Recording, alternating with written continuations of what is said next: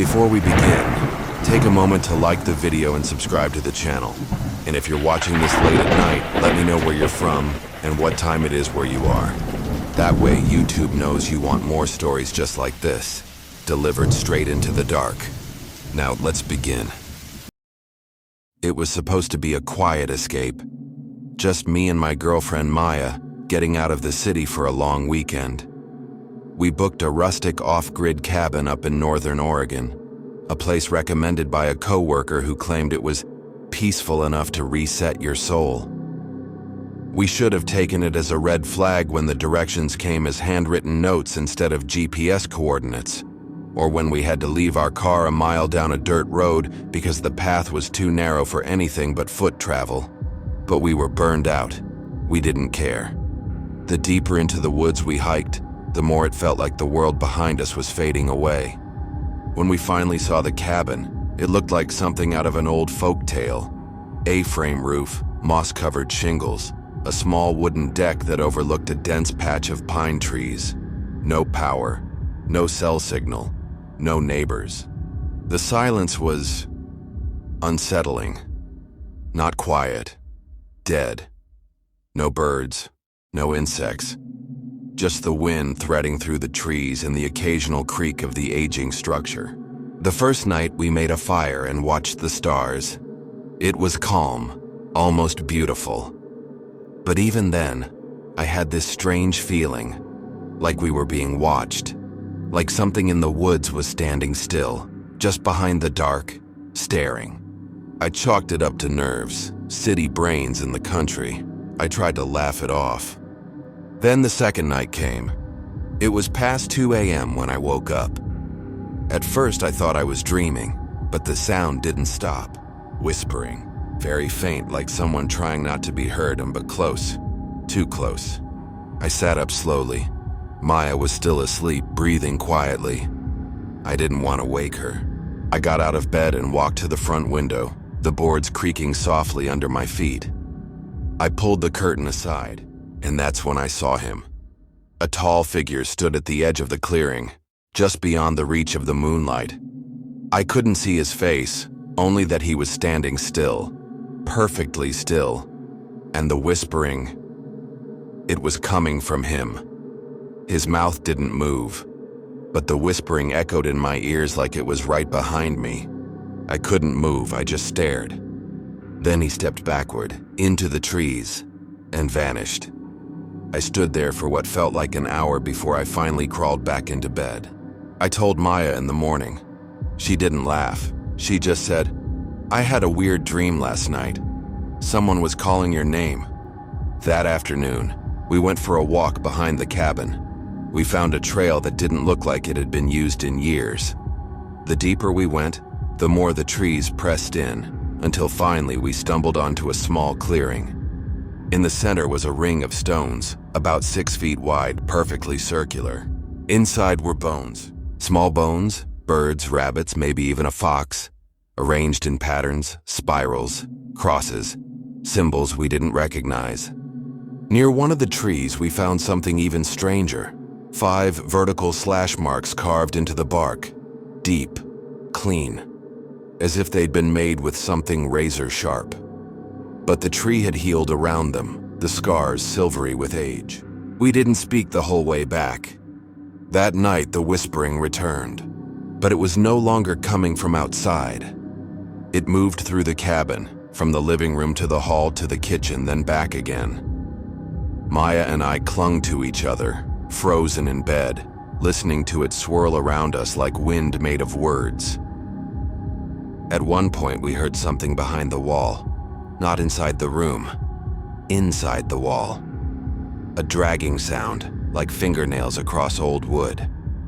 Then it stopped. We barely slept, but just as dawn broke, there was one final whisper. Clear, dry, like someone exhaling in our ears. "Leave!" We didn't pack, we didn't look back, we just left. We hiked a mile back to the car, not speaking a word. The entire time I had this overwhelming feeling that if I turned around, I would see someone walking just a few steps behind us, smiling. Back home, I tried to find out more. I looked up the land registry, property history, nothing. The cabin wasn't even listed, like it had never been built. But I did find one article, buried in an old regional newspaper archive from 1983. It mentioned a survivalist who built a private cabin in the woods. He was never heard from again. Weeks later, hikers found a leather journal in a hollow tree near a strange stone circle. The last entry read, "The forest speaks in numbers. It's counting me. Every night it gets louder. I've never returned. And sometimes on the rare nights I sleep with the window cracked open, I swear I can hear something just outside, whispering." In the summer of 2019, I booked a remote Airbnb cabin in the mountains of northern Vermont. It was part of a solo retreat I was doing to disconnect, clear my head, and finish the last chapters of a novel I'd been working on for over a year. I had no idea it would become the story I'd never tell anyone face to face. The cabin was beautiful. Small, handcrafted woodwork, a reading nook, a fireplace, and a back deck that overlooked a stretch of dense forest. It was everything I wanted. No cell reception, no internet, and no neighbors for miles. The first 2 days were blissful. I hiked, I read, I wrote more than I had in months. The silence out there was peaceful during the day, but at night, it became something else entirely. Not a single cricket, not a bird, not even wind. Just pure, hollow silence. On the third night, I woke up around 3 a.m. I didn't know why at first. The cabin was dark and still. Then I heard something. A tap. Not loud, just a single soft tap on the bedroom window. I froze. The bedroom was on the second floor. There was no balcony, no trees near enough to hit the glass. Just the sound again. Tap, tap, tap. I finally got up the courage to approach the window and pulled back the curtain just an inch. There was a woman standing there. Pale face, dark eyes, long wet hair clinging to her neck. Her head was tilted to the side and her lips were moving slowly, but I couldn't hear a thing. I stumbled backward, heart racing, slammed the curtain shut and grabbed the flashlight beside the bed. But when I shone it out the window, she was gone. I barely slept. Every time I started to drift off, I'd hear that sound in my head again. Tap, tap, tap. In the morning, I searched the entire cabin perimeter. There were no footprints outside the window, no scuff marks, nothing. I should have left. I know that now. That night, as soon as the sun dipped behind the trees, I started hearing whispers. Not words. More like breaths with shape. They came from the corners of the room, from behind doors, from under the floorboards. And every now and then, the same sound. Tap. But it wasn't the window anymore. It was the mirror. The small antique mirror above the fireplace in the living room had fog on it, like someone had just breathed on the glass. I wiped it clean. A few minutes later, it was fogged again. And this time, there was something drawn in the condensation. A handprint.